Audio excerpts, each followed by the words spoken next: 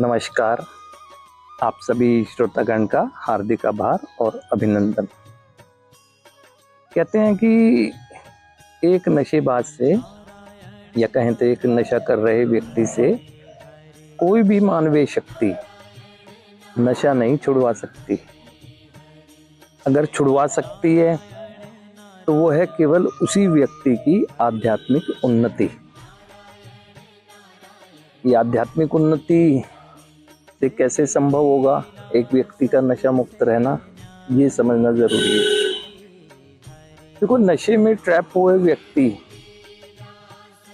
की एक नैतिकता का पतन हो गया, यानी कहें तो जो संस्कारों में मिला उसको जीने से वो कोसों दूर है और एक कहें तो एक आध्यात्मिक मृत्यु के दौर से होकर गुजरना पड़ रहा है उसे, अपनी नकारात्मक सोच और नकारात्मक कर्मों की वजह से। आध्यात्मिक मृत्यु क्यों? क्योंकि दुख, तनाव, चिंता जिस जीवन में हो उसे जीवन को ही कहा जाता है। वो जीवन तो मृत्यु के समान ही है। और वैसे भी देखे तो पूरी तरह से जो उसे संस्कारों में मिला, जो एक कहते हैं कि मोरालिटी होती है, कि इंसान की एक नैतिकता होती है, उसका पतन ही हो गया।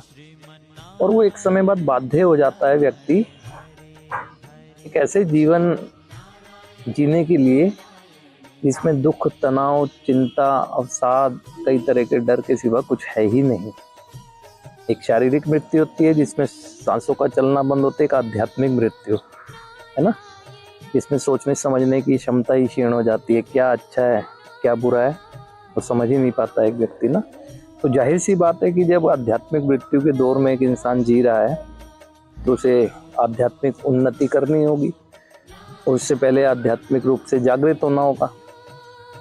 तो विषय ये है कि किसी भी व्यक्ति की आध्यात्मिक उन्नति में अगर मदद कर सकता है और करता है, ये अनुभव है, हमारा भी अनुभव है और कई असंख्य लोगों का अनुभव है, वो है 12 कदमों की उपचार पद्धति, यानी 12 स्टेप थेरेपी। 12 स्टेप थेरेपी एक कहें तो एक व्यक्ति के लिए एक स्पिरिचुअल जर्नी है, किसी भी जीवन के लिए एक आध्यात्मिक यात्रा साबित होती है ना। अब 12 स्टेप थेरेपी को अगर हम पर्सनैलिटी डेवलपमेंट प्रोग्राम कहें, क्योंकि एक व्यक्ति के व्यक्तित्व का विकास रुका हुआ है, उसकी पर्सनैलिटी को डेवलप करने का भी काम करती है ये, या बिहेवियर मॉडिफिकेशन थेरेपी कहें। जाहिर सी बात है, जो व्यवहारों में एक नकारात्मक दिशा में कहें अगर एक आ गई है, त्रुटियाँ आ गई हैं, तो उनको ठीक करने का काम में भी मदद करती है। और लाइफस्टाइल चेंजिंग प्रोग्राम कहें तो सच्चाई है कि जीवन शैली में बदलाव के लिए मदद करती है। अब 12 स्टेप थेरेपी कैसे मदद करती है? अगर देखें, व्यक्ति को खाली ये लगता है कि वो नशा करता है, वो क्यों करता है, किस स्थिति में पहुंच गया है ना, क्या उसके साथ बिताए गए समय में उसने क्या पाया क्या खोया, ये चिंतन का विषय होता है। और अगर एक गहराई से चिंतन नहीं होगा तो कैसे व्यक्ति निकलने की सोच रखेगा। तो ये 12 कदमों की उपचार पद्धति का जो पहला कदम है ना, वो एक व्यक्ति को नशे के आगे शक्तिहीनता यानी पावरलेसनेस और अनमैनेजेबिलिटी यानी जीवन में आई अस्वस्थता का पूरी तरह से चिंतन करवाता है। जब गहराई से चिंतन होता है और एक व्यक्ति की स्वयं इच्छा भी है कि उससे दूर रहे, तो चिंतन से और ज़्यादा उसकी ये इच्छा मजबूत होती है। जाहिर सी बात है, जब खुली आंखों से वो अपने पास्ट को देखेगा, तो पास्ट को देखेगा तो कोई खुशी तो उसको होनी नहीं है, क्योंकि जब सभी बुरा बुरा दिख रहा है, अंधकार ही अंधकार दिख रहा है, तो निराशा होती है। तो अब निराशा से निकलना ज़रूरी है अगर जीवन जीना है। तो ऐसे में थेरेपी का दूसरा कदम वो विश्वास का कदम है ना, कि हम विश्वास करते हैं। जब आज के दिन हम चीज़ों को एक्सेप्ट कर पा रहे हैं जो कभी पहले नहीं किया था, तो आज संभावना है कि अब अगर हम इसी तरह फॉलो करते चलेंगे इस थेरेपी को, तो आगे आगे बहुत कुछ होना संभव है। तो विश्वास होता है। फिर उसके बाद जब एक मस्तिष्क अपने नियंत्रण में आने लगता है, तो पता चलता है कि खाली नशे के आगे ही शक्तिहीन नहीं है, अपनी सोच के आगे और अपने कर्मों के आगे भी शक्तिहीन है। अब तीसरा कदम यही है कि अपनी इच्छा और अपने जीवन को, जीवन क्या है, कर्मों का संग्रह, समर्पण किया।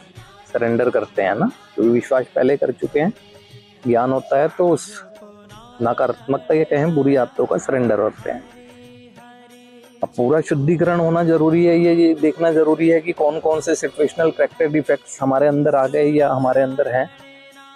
तो ऐसे में चौथा कदम मदद करता है ना, एक निडर नैतिक सूची। अब हमें घबराने की जरूरत नहीं है, ऐसा अंदर एक ऐसी हिम्मत पैदा करता है वो कदम ना, नशे से निकल रहे व्यक्ति की मदद करने के लिए हिम्मत पैदा करता है कि देखें गहराई से, अपने गुणों को भी देखें, रिलेशन को भी देखें, अपने अंदर आ गई कमियों को भी देखें।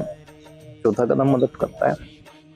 अब जो पांचवा कदम है, पांचवा कदम बहुत सी चीज़ें ऐसी होती है कि जो हम अपने भीतर ही भीतर दबाए रहते हैं, जो हमें परेशान करती हैं। तो पांचवें कदम की प्रक्रिया में हम किसी व्यक्ति की हेल्प लेते हैं, जो फेलोशिप मेंबर भी हो सकता है या हमारा जिस पर हम विश्वास करते हैं वो हो सकता है। अब छठा कदम और सातवां कदम क्या है? अब हम जीना चाहते हैं, लेकिन हमारे को लगता है कि हमारे अंदर बहुत सी कमियां अभी भी ऐसी हैं जो सिचुएशन में हम प्रदर्शित हो सकते हैं या उस पर एक्शन कर सकते हैं। तो ऐसे में एक विश्वास दूसरे कदम में किया तो विश्वास प्रार्थना करते हैं ना, ईश्वर मैं थक गया हूँ, अब मैं जीना चाहता हूँ, मेरे अंदर जो रह भी गई है ना कमियां उनको निकाल दे। पूर्ण रूप से समर्पित होकर एक इच्छुकता का प्रदर्शन करते हैं। आठवें और नौवें कदम में क्योंकि जाहिर सी बात है कि हमारे संबंधों पर असर पड़ा है हमारी इनसेन एक्टिविटी की वजह से, या कहें तो जो हमने अपने जीवन में कर दिया जो नहीं चाहते थे, तो अब रिलेशन रीबिल्ड करने हैं, क्योंकि संबंधों का बहुत महत्व है रिकवरी में। तो अब सीधे सीधे क्षमा मांगी जा सकती है, लेकिन बहुत सी चीज़ें ऐसी होती हैं जिसमें हम सीधे क्षमा नहीं भी मांग सकते। तो ये आठवें और नौवें कदम की प्रक्रिया हमें रिलेशन को रीबिल्ड करने की दिशा में मजबूत करती है। किसी भी तरह के संबंध, परिवार के, अच्छे मित्रों से, समाज में वो रीबिल्ड करती है हमें ना। 10वां कदम जो है वो रिकवरी की मेंटेनेंस है। एक इंसान है, गलती कर सकता है, लेकिन ये कदम ये सिखाता है कि गलती हो जाए कोई बात नहीं, लेकिन अब विदाउट एनी जस्टिफिकेशन हम एक्सेप्ट करेंगे, ताकि पहले ही हम अतीत के बोझ से दबे हुए हैं परिणामों पे। ऐसा ना हो कि हम इसमें और कहीं ऐसा कि इस तरह से हो जाए कि हम आगे बढ़ना ही हमारे लिए मुश्किल हो जाए। 10वां कदम इसमें मदद करता है।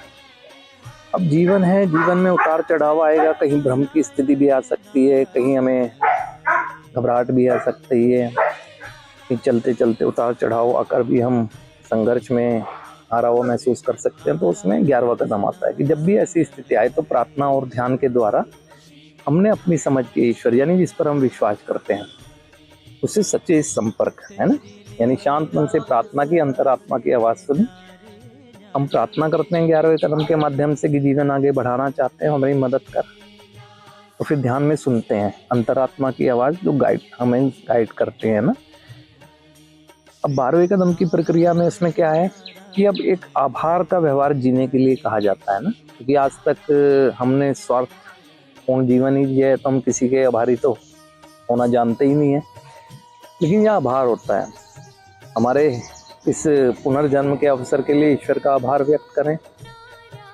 जो लोग माध्यम बनते हैं, हमारे मार्गदर्शन करते हैं, उनका आभार व्यक्त करें, और उन सबका आभार व्यक्त करें जिनके विचारों से हमारा वैचारिक निर्माण होता है।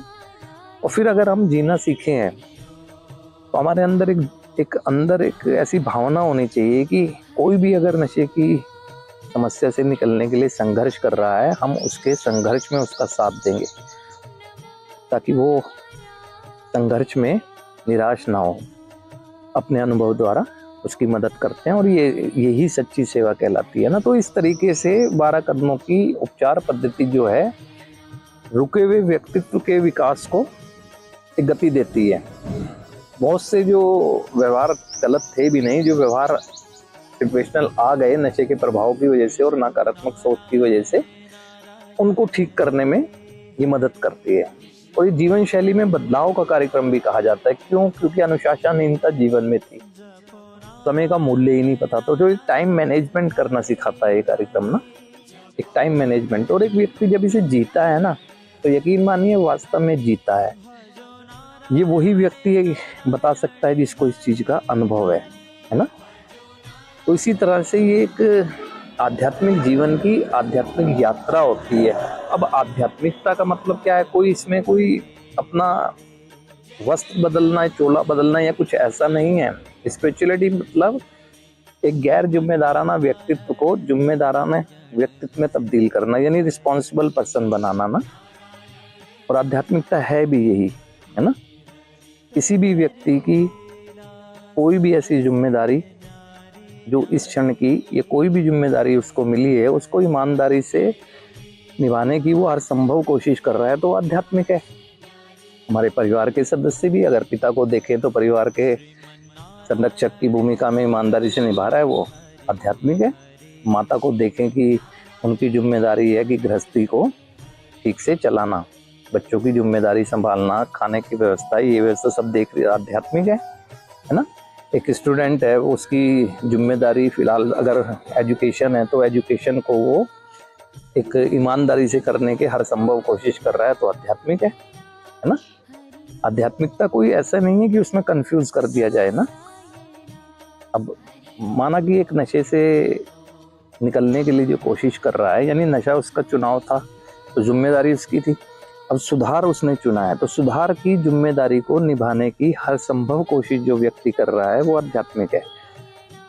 और जिम्मेदाराना व्यक्तित्व का निर्माण करने में ही ये 12 कदमों की उपचार पद्धति मदद करती है। तो हम इस बात को समझे और कोई एक जटिलता ना लाएं, कॉम्प्लिकेशन नहीं होना चाहिए, कॉम्प्लिकेटेड नहीं बनाना चाहिए ना, सरल बिल्कुल, है ना। एक साधारण तरीके से सोचें, ठीक है समस्या थी, समाधान भी है, नहीं दिखा पहले माना, लेकिन अब दिख रहा है, उस समाधान को जीवन में अमल में लाके आगे बढ़ेंगे, ठीक है, बस सब अच्छा ही अच्छा होगा। तो अगर हम अपने संघर्ष में सफल होना चाहते हैं तो सीधी बात यही है कि हम एक जिम्मेदाराना व्यक्तित्व का निर्माण करें, और उस निर्माण करने में मदद कर सकती है 12 कदमों की उपचार पद्धति, जो बहुत से रिहेबिलिटेशन सेंटर के माध्यम से चलाई जाती है। ये परिवार का और व्यक्ति का खुद का विषय होता है। वो चयन करे ऐसे स्थान का जहाँ पर एनवायरनमेंट भी स्पिरिचुअल हो ना, जहाँ पर उसको 12 कदमों की उपचार पद्धति को समझाने वाले या जीना सिखाने वाले ऐसे लोग हों जिनको उस चीज़ों का अनुभव हो, उस अनुभव का लाभ लें और अपनी ज़िंदगी को बेहतर दिशा में ले जाने की एक सफल कोशिश करें ना, तभी ये संभव हो पाएगी ना। संभव हर चीज़ है, असंभव तो उन लोगों के लिए जो कोशिश ही नहीं करते हैं। तो इसी तरह से छोटी छोटी चर्चाओं के माध्यम से आपके समक्ष में आता रहूँगा। आज के लिए आप सभी श्रोतागण का हार्दिक आभार और अभिनंदन।